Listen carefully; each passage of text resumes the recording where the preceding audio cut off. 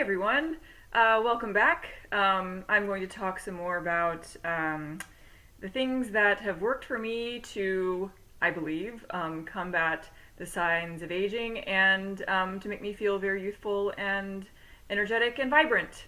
So I thought before I go into a deeper dive into the supplements that I take that have actually, that I've noticed significant benefits from, I would be remiss if I didn't cover something that's just a foundation of my mental well-being, my energy, my muscle tone, everything, and that would be my exercise routine, as well as my diet, which is, well, I will say that both of these approaches to my health developed way back in my late teens, around like age 19. I started to be very proactive about my physical exercise routine and modifying my diet. And that was the diet thing was, it's evolved quite a bit over the years, but I didn't have a lot of scientific data that was telling me this is what you should do. It was kind of intuitive, and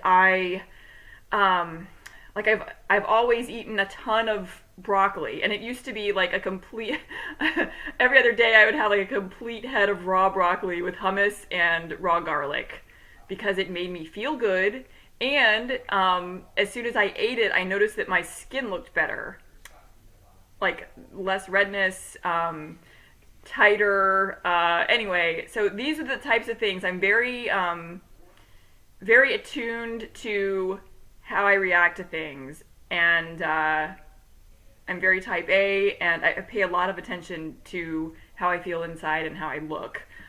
So that's what guided me initially, and as I was preparing for this video today, I wanted to, give you some actual references and data to back up some of the things I'm going to say, and I learned even more about how exercise, in particular, combats aging. There are 9. So I found this article that was originally published in the Frontiers of Endocrinology journal. This is online. I'm going to post a link below. But there are 9 hallmarks of aging that it goes into. I was familiar with the positive impact that exercise has on telomere attrition. So telomeres kind of protect the information in your DNA, and as you age, there's attrition to the telomeres that I had read a long time ago that exercise had a positive impact on.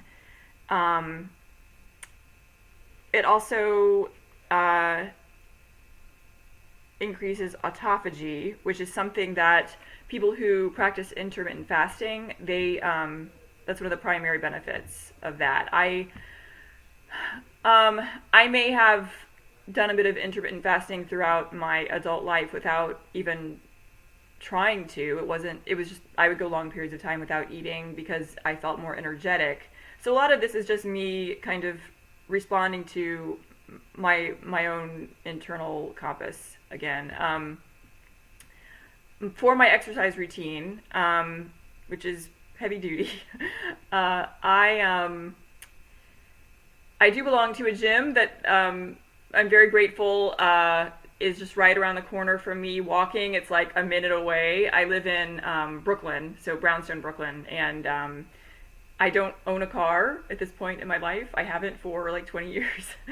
So it's great that, if I wake up and I, for instance, feel like I'm going to have a migraine, because I get them, I get to the gym as quickly as I possibly can, and I push through whatever pain I have forming in my head, or nausea, or, light sensitivity.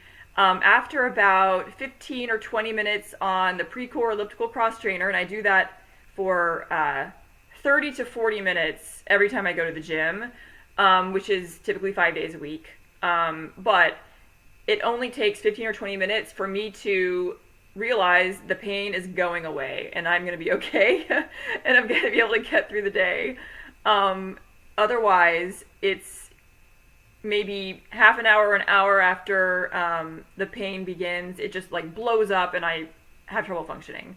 So there's more to exercise than just looking good as a result of it. Exercise also has protective benefits on your brain for against dementia, Alzheimer's, and let's see, did I make any other notes I wanted to mention here?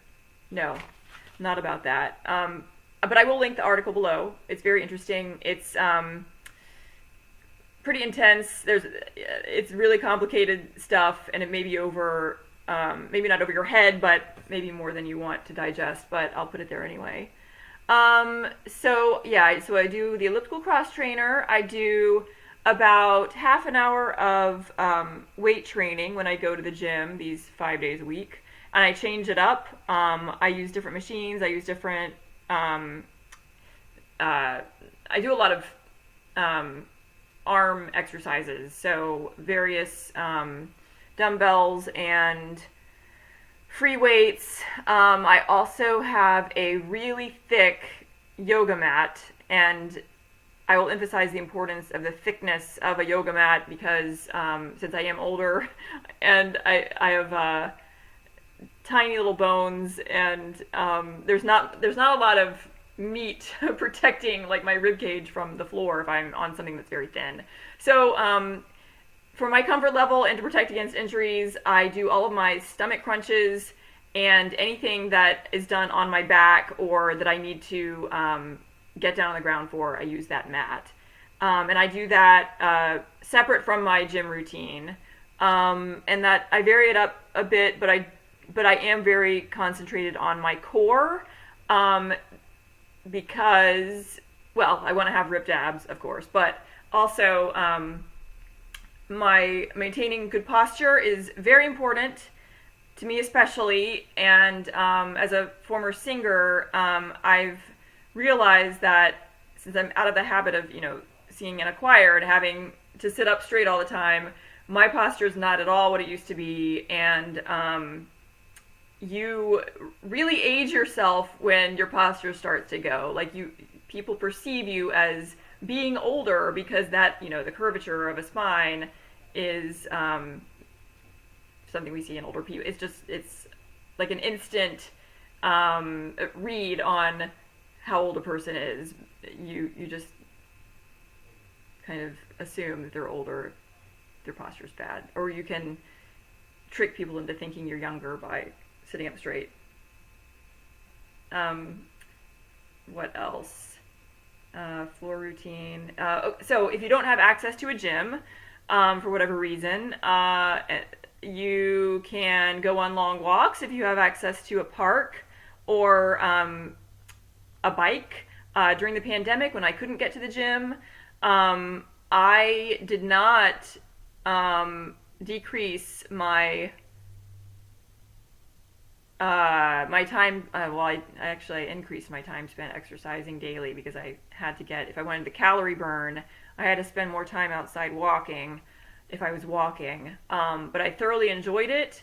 Walking, speed walking especially, that's what I would do in Prospect Park. Every day that I could get outside, which is most days, in 2020, we had unusually beautiful weather from like the spring. I was here from May until like the end of the year. It was, less rain than typical. So I would take these long, peaceful walks. It's great for de-stressing. Sunlight is a tremendous mood booster. You can talk to your friends on the phone, get those steps in. It's like some exercise. If you go too hard, too fast, you will actually increase your cortisol. Walking's not going to do that. It's not stressing your body in the same way.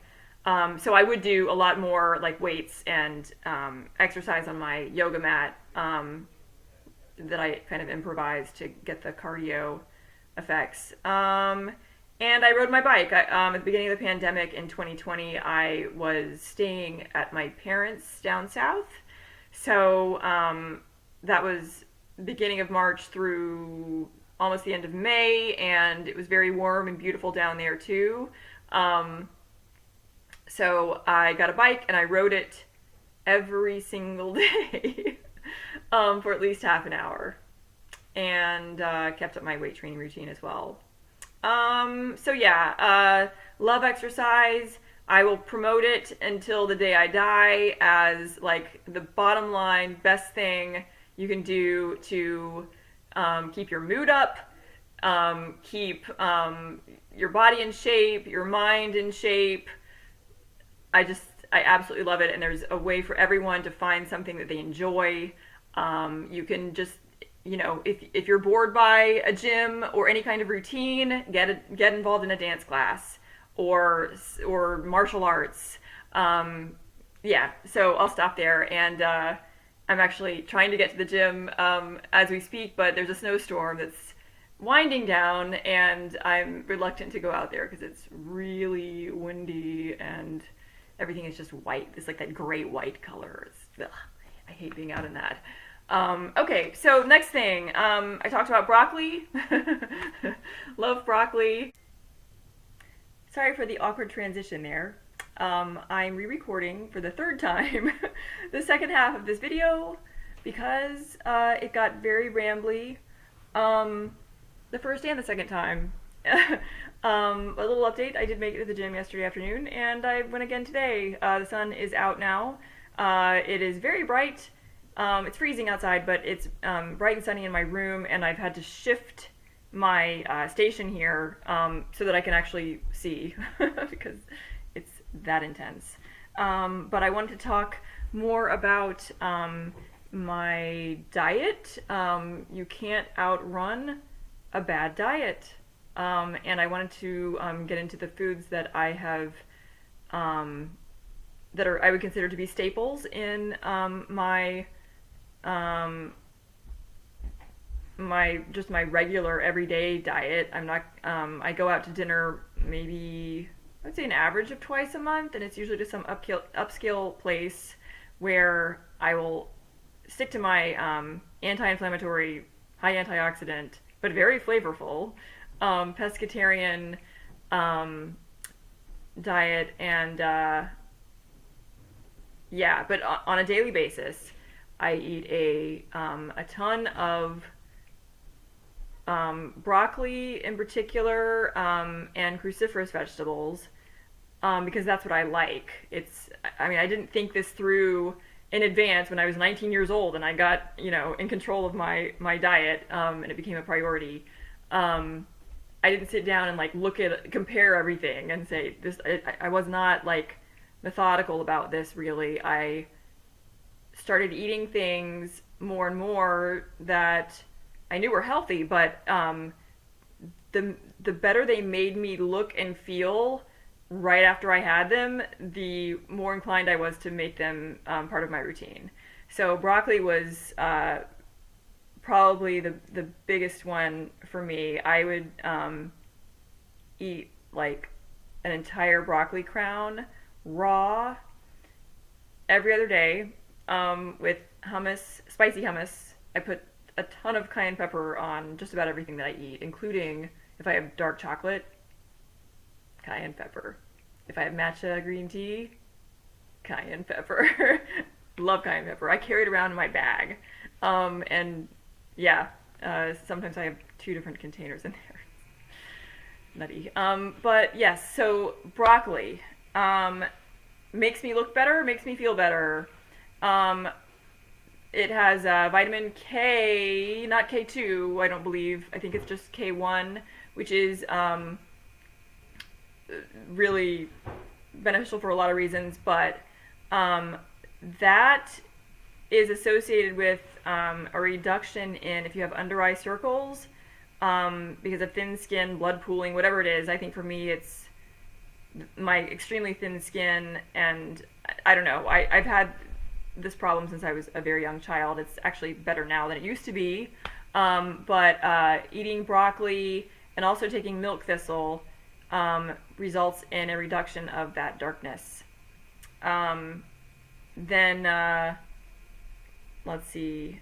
I learned yesterday when I was preparing for this video that broccoli is actually one of the foods that contains nicotinamide mononucleotide, which if you're into, like, if you follow David Sinclair, he takes, the abbreviation is NMN, so it's a precursor to NAD, and he takes that as well as, I think he takes NR. I take an NR supplement that I'll talk about in another video, but yeah, I didn't know that broccoli actually just contains it. I knew that it activates the NRF2 pathway, and that it contains glutathione, which is a really strong antioxidant, very good for your liver.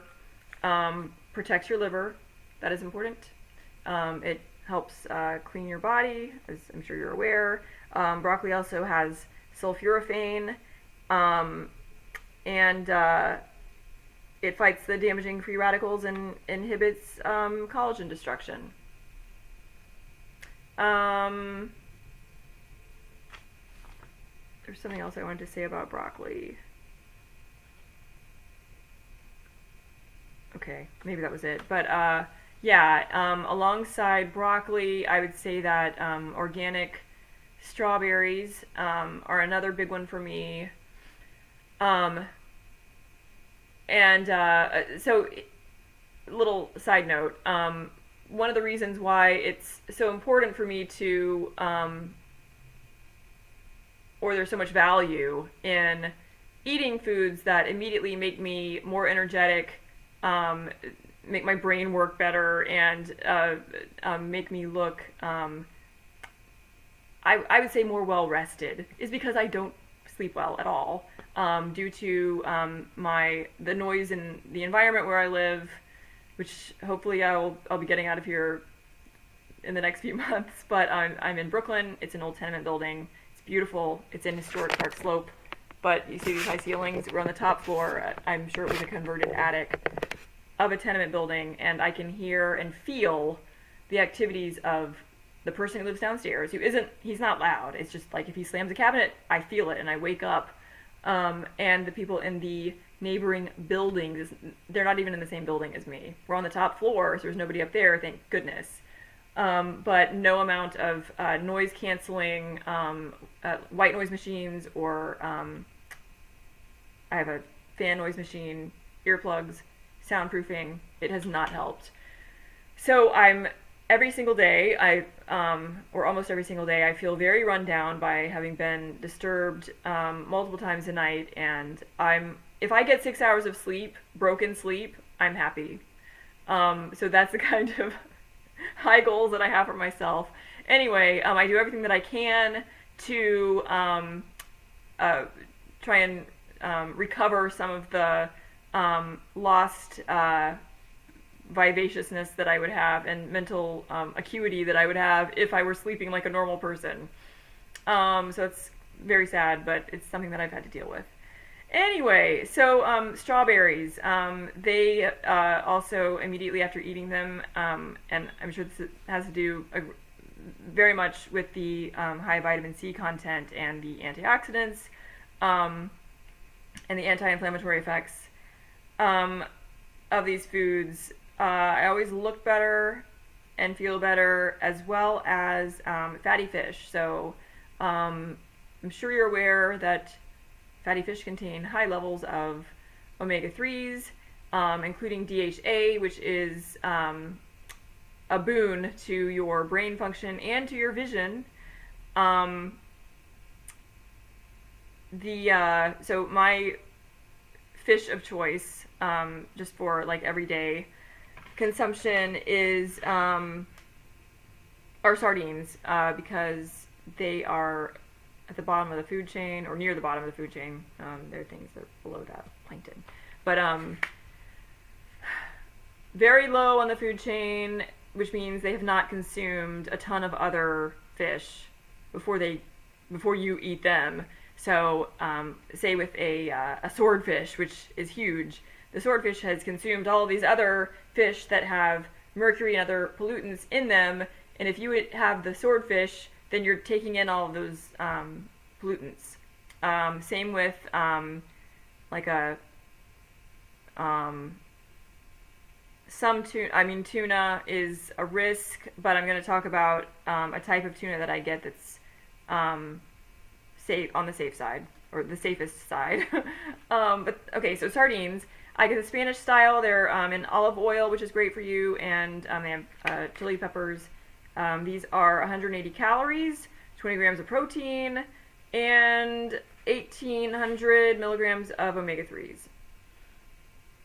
So not bad, and they're extremely tasty. I add my own cayenne pepper on top of the chili pepper that's in this, and I also recommend the Mediterranean style by King Oscar. They have the bones intact, so you're getting the added benefit of the calcium from the bones. But they are much higher in calories, like 260 as opposed to 180. And I also recommend mackerel, but it again, if you're watching calories, which a lot of people need to do that or they want to do that, mackerel is a very, very delicious and high calorie fish. So the tuna, so I never knew that tuna could taste this good. My mom turned me on to natural catch tuna, and she ordered a ton of it prior to my most recent visit. This is yellowfin tuna. It is pole and line caught. It's also in extra virgin olive oil. They don't give the amount of omega-3s on the box here. But anyway, they use the pole and line catching, so they're getting the fish from the surface of the water. They don't use nets, so they're not killing turtles and other living creatures that they aren't intending to catch. This tuna doesn't have a fishy flavor at all. The fish that they catch are the young fish. They're smaller, and on their website, I could swear I read that they are caught from the Pacific Ocean in the colder northern waters, which is another thing. And the mercury levels are far lower than the threshold that the FDA considers safe. So no worries there. But I guess I don't eat these as frequently as the sardines. Sardines are like easy for me. It's no risk. You don't have to worry about the mercury with those. Salmon is trickier. On restaurant menus, if I see that they're serving Atlantic or Scottish or farmed salmon, I won't even eat there because that's a low quality salmon. You want to get wild caught Alaskan salmon, or if it just says Pacific salmon, that's a lot better than Atlantic. But some of the salmon that you'll get in a restaurant is not even pink. It's like this grayish color. It tastes like sewage, in my opinion. It's gross. So that's a bit more of a gamble. Okay, so yeah, the things I eat at home, those are 3 of my everyday staples. I do avoid added sugar. The sugars that I consume would be from like oranges. And I don't eat a ton of fruit, really just strawberries and oranges, especially Cara oranges. But I don't eat any starchy um, sugary fruits like bananas. I hate bananas. Um, or grapes. I don't eat grapes. I don't eat carrots. Those aren't a fruit, but it's just something that popped into my head that I avoid because of the sugar. Um, in my coffee and tea, I will use stevia. Some people prefer monk fruit. I don't. I think stevia is great. It's super sweet. Um, I learned today that your liver treats sugar the same way that it treats, or processes sugar the same way that it processes alcohol, and that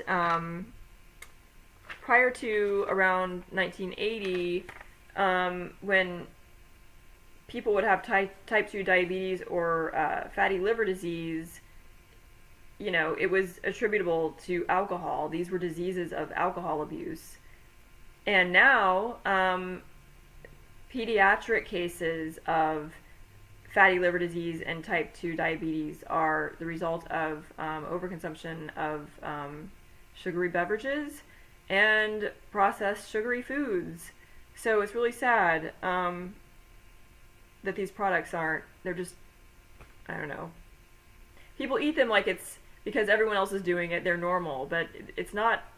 It's not. I mean, if you recognize the way that you feel after ingesting these things and compare that to how you feel if you just eat fruits, vegetables, and healthy fats. I'm a pescatarian, so I'm going to say fish. I don't enjoy other types of living meat or once living meat.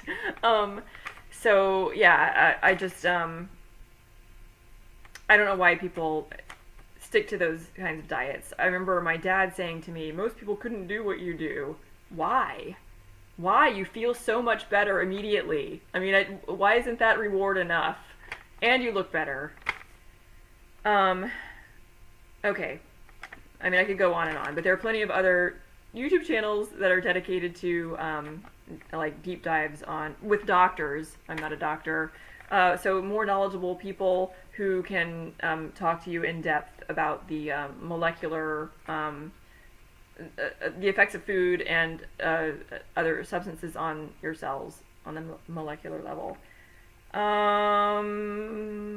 Okay. Oh, yes. And fiber. So my diet has been extremely high in fiber for as long as I can remember. You need to feed your 100 trillion gut bacteria, or they will feed on you. The mucin, they'll feed on the mucin in your epithelial layer in your intestines if they don't get the fiber that they want. Also, and what happens if they do that? Okay, well then you get the gut permeability that leads to systemic inflammation, chronic inflammation. You've got toxins that are going to your brain, and all kinds of neurodegenerative diseases can result from that. So take care of your gut health, and it'll take care of you. Your gut bacteria will take care of you. They also, as a byproduct of their eating the fiber that they want, they create short chain fatty acids. So yeah, so nice little side effect there. I wanted to touch on, so in addition to observing how I feel and look immediately, I will, after eating healthy food that I have consistently, I gauge how I'm doing inside by the look of my eyes. And I don't know if everyone else in the world has as reactive an eye area as I do, but if the whites of my eyes aren't like a blue-white, and if I've got inflammation around my eyes, could be a sign that I'm like fighting off a virus or something. I mean, that's one possibility, but the other is just that I've eaten something that's bad or had too much to drink. But my also I can if I get more sleep than 6 hours, the 6 hours that I'm struggling to get, my it's like I've had a brow lift. It's really amazing. So these are just some things that I would suggest everyone pay good attention to. I've noticed in people close to me who have cut back on drinking or changed their diet and like eliminated sugar or whatever, I see it in their eyes as well. If you get fluid retention, you've got to examine what you're doing to your body. So yeah, just another little tip there. Wanted to say a couple more things. Or maybe that's it.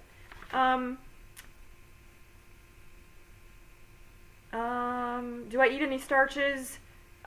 Some. There are a couple of brands of organic cereal that I enjoy just to have like some bulk in my stomach if I'm super hungry and I need to calm down. Like carbohydrates can be very like calming to your system if you're agitated. I also am kind of addicted to peanut butter toast. Kind of addicted. I have it every night.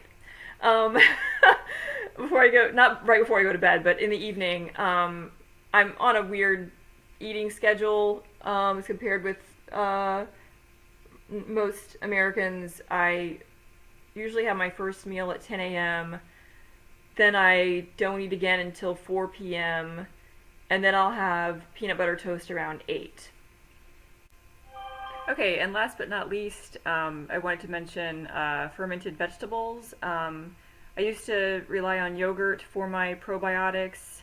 I also used, with really no noticeable result whatsoever, very expensive probiotics that you get from, health food stores, from the refrigerated section. Like, I do my research.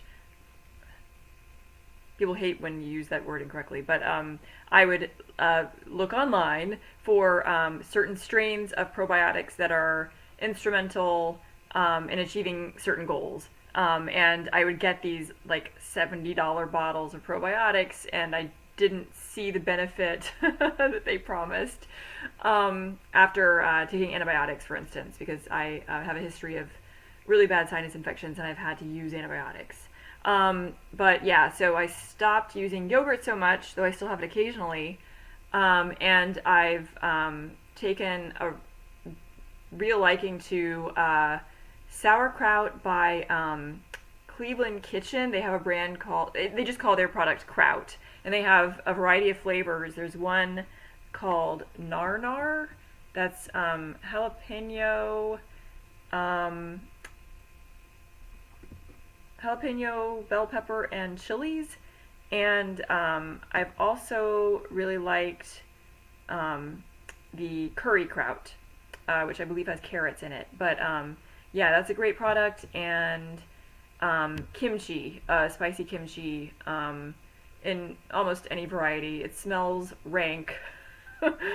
And people won't be happy with you for opening a jar of it in your home unless they're sharing it with you.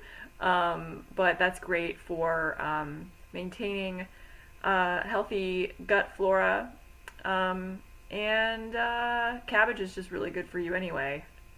Very high in vitamin C, and unlike other cruciferous vegetables, it doesn't create the same gas and bloating that you get with something like broccoli. So yeah, I think that's about it. Apologies if I've misstated something and I didn't go back and correct myself. That happens from time to time.